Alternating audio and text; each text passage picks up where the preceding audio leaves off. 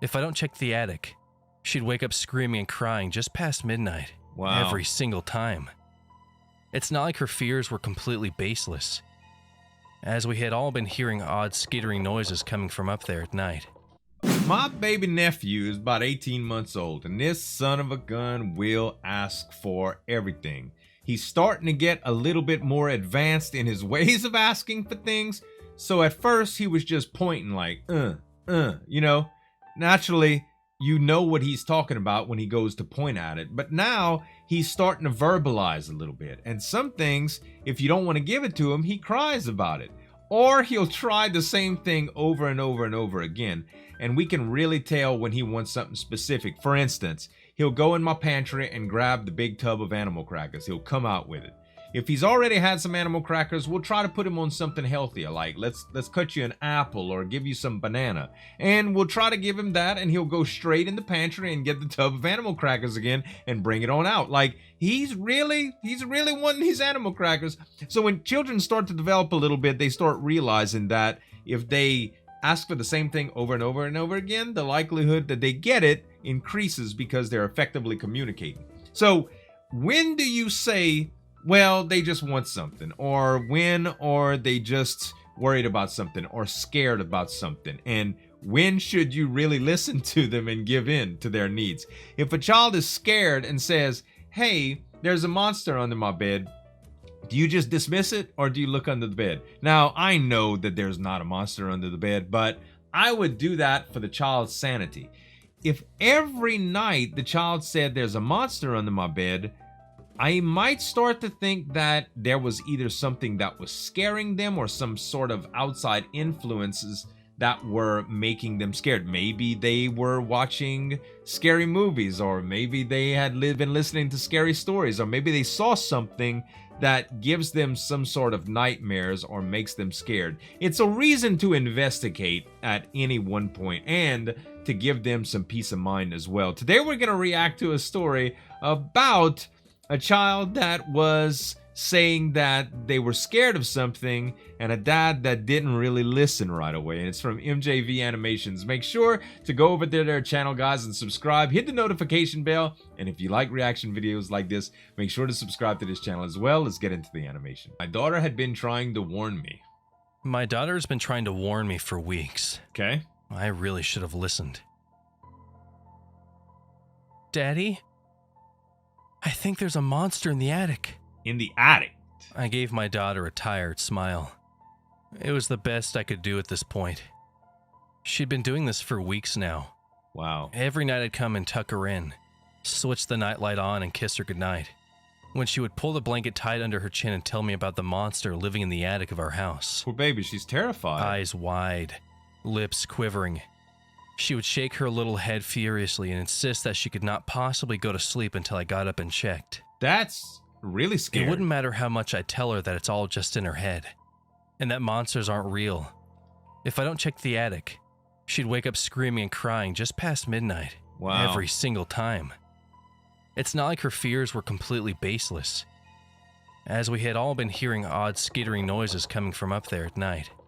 Okay, so is this animals that are up there, or what? Like, at what point do you not go investigate the attic? Your daughter is telling you consistently, time after time, that there is a monster in the attic, and you're hearing noises. There's something up there. In this day and age, you better go check before you figure out if somebody's living up there. You know all them videos about squatters and people sneaking into people's houses and living in there, man?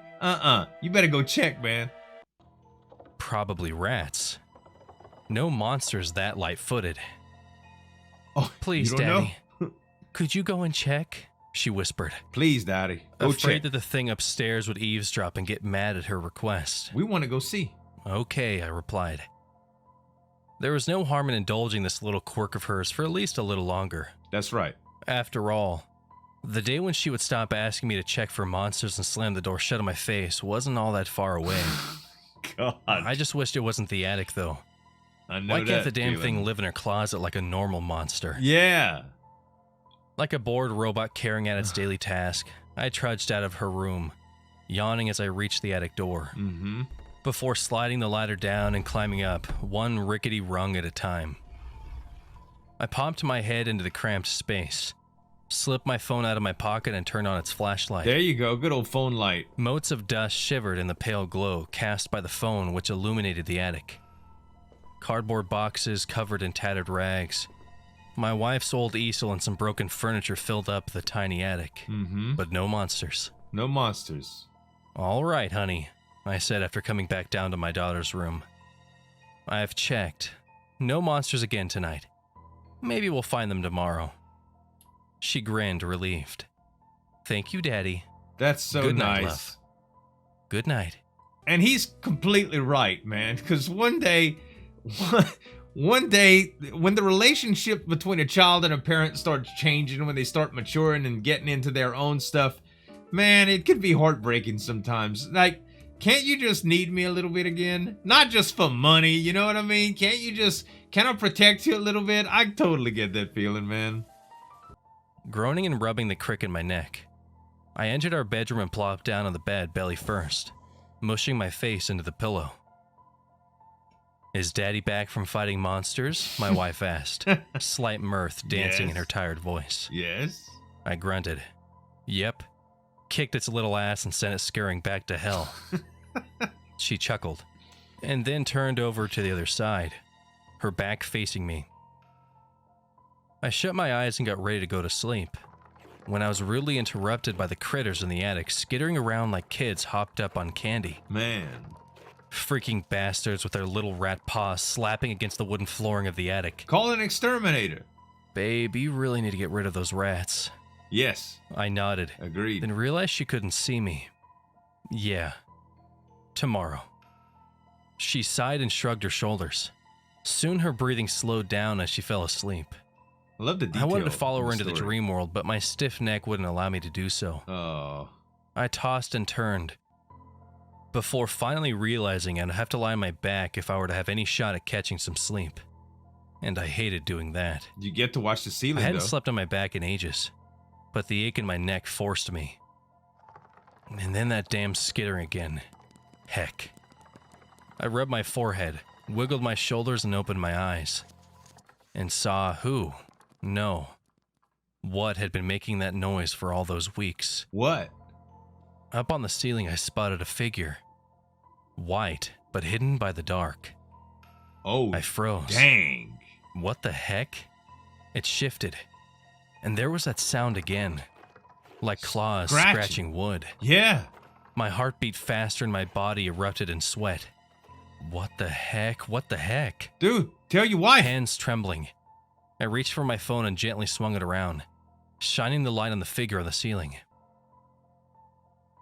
The light fell upon a face. Old, wrinkled, framed by matted locks of white hair. What the It heck? flowed down like the aerial roots of an ancient tree. It's an apparition. It was an old woman, dressed in white, Then why are you crawling leering on the down roof? at me, her fingers digging into the wood of the ceiling. Oh, I gasped, and the grinning woman turned and crawled out of the room, bruh, what moving the across heck? the ceiling like a messed up spider woman, before disappearing into the hallway outside. Dude, that's creepy. I jumped out of the bed and ran out into the hallway, letting my eyes scan each and every inch of the walls outside. But there was no one there. Oh my God. It was like she had disappeared. I would have almost believed that I had dreamt it all up if I hadn't noticed the long claw marks on the ceiling and felt my stomach drop. And that's when I finally understood that for all those weeks that we had been hearing those sounds, it wasn't some rats skittering around. It was that woman, looking down at our sleeping bodies, Wow. watching, grinning. Dude.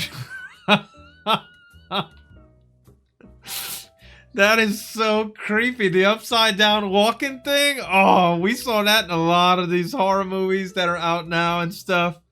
Oh, dude.